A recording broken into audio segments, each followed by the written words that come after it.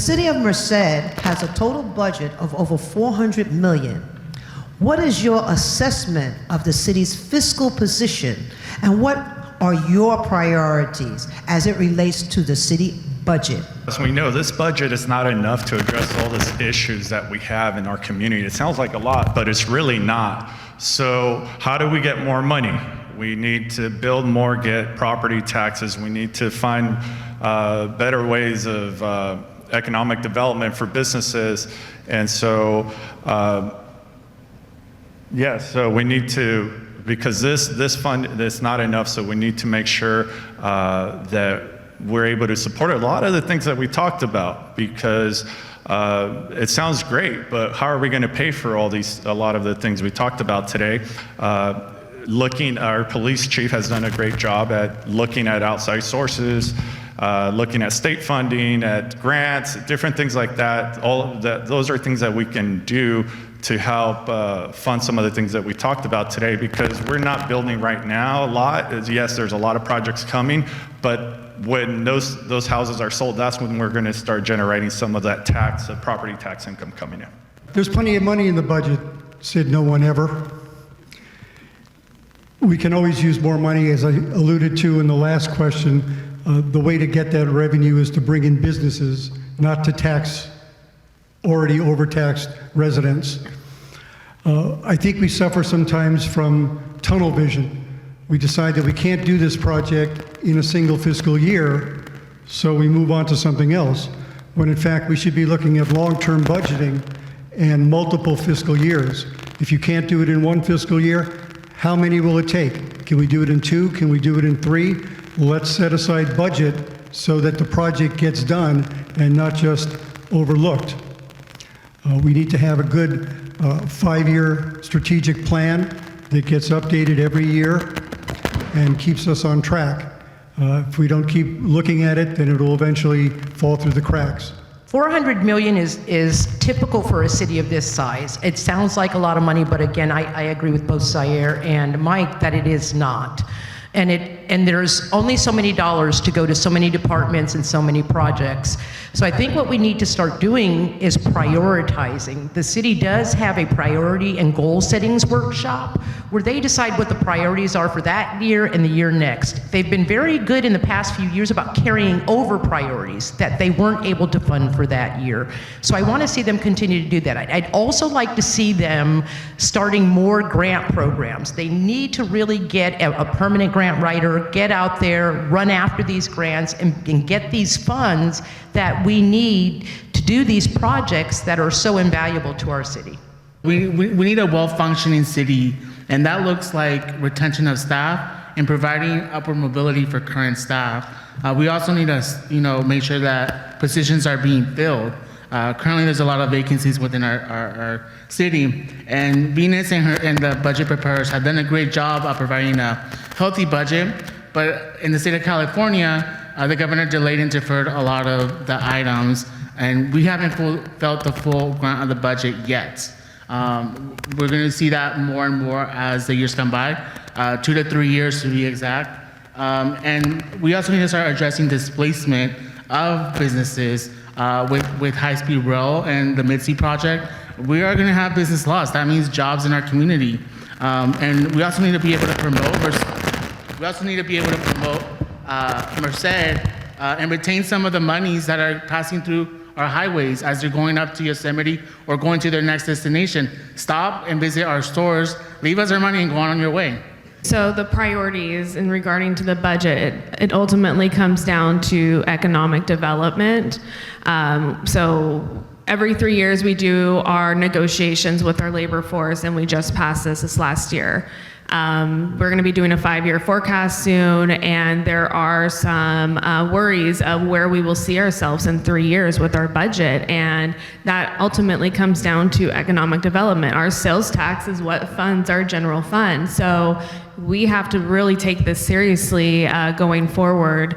So I wrote no notes, so I would try to see on, so we need to be creative in what we're trying to look for and what we're trying to do, and look at our budget. What are those money pits, and what can we do to kind of either alleviate those, or how can we get grant funding for those? We have Measure Y, which was our cannabis tax, but now it's starting to flatline. We have Measure C, and even though it passed, it probably should have been a full tax to really look at those issues that are going on with public safety and roads. And ultimately, we need to start making Merced the destination for others to come here and spend their money here. I think I agree with a lot of the candidates up here. Now we need a grant writer. I would go as far as to say grants development. In my line of work, the grants department is the one that allows us to do our work with low-income individuals. So I think a grants department within the city of Merced would pay for itself and bring more funding to the city without having to raise any taxes.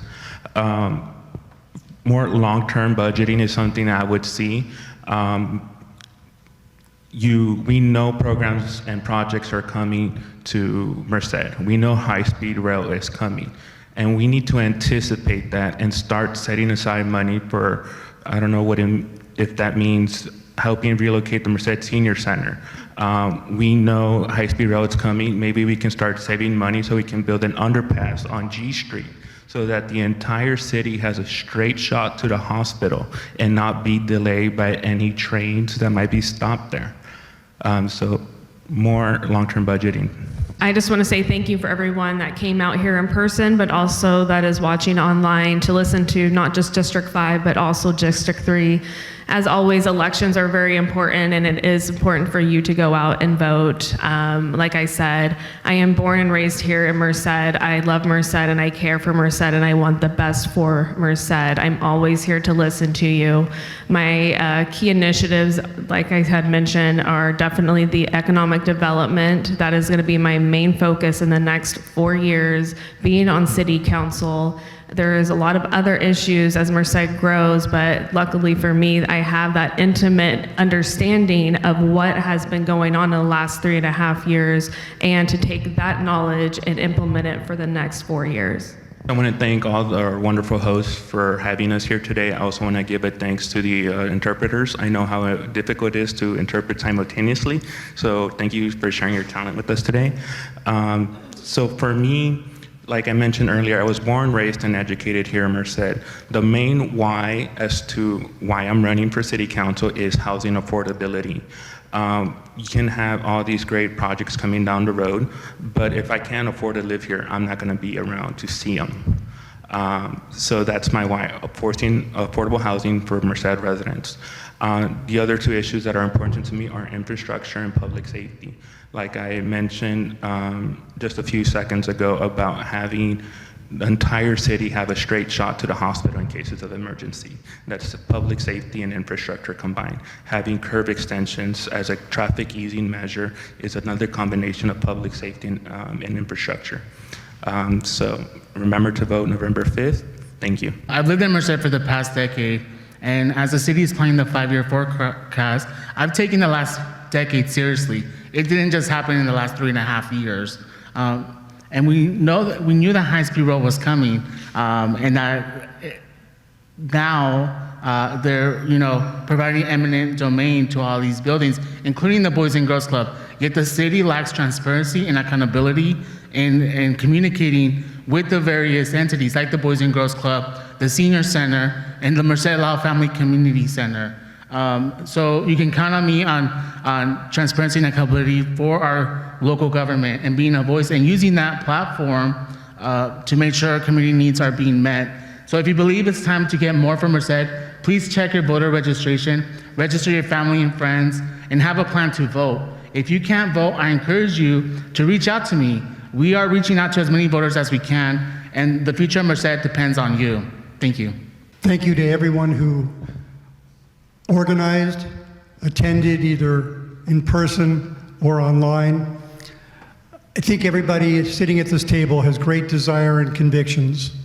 You need to look at your candidates. You need to do a deep dive, go to their websites, find out more about them. A minute is a short time to give you our views. There's more to us than that. Do your research. find out who we are. If you're not registered to vote, please register. And be sure and vote either by mail or in person. Make your voice heard.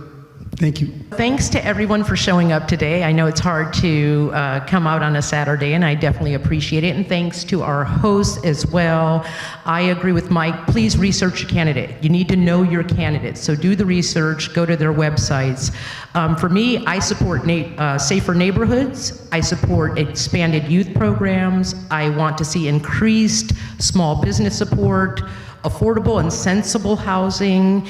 And what I truly want is a balance between planning for the future, but improving the quality of life for Mercedians today. Thank everybody for coming. Gracias a todos por venir hoy. And I really just want to remind everybody, I'm from Merced. There's a lot of things that I know we can do, and I would like to see put into fruition. But I've shared some of my qualifications today. I've been one of the strongest advocates for District 3 in the downtown area for the past few years. As a city council member, I have the proven track record that I'll be able to work with my fellow council members to get things done and achieve positive results, not just for District 3, but for all of Merced. I will make sure that my goals, I will prioritize public safety, quality of life, infrastructure, economic development, and youth programs. And again, I really want to work together with the council to be proactive and address all the changes that are coming to Merced.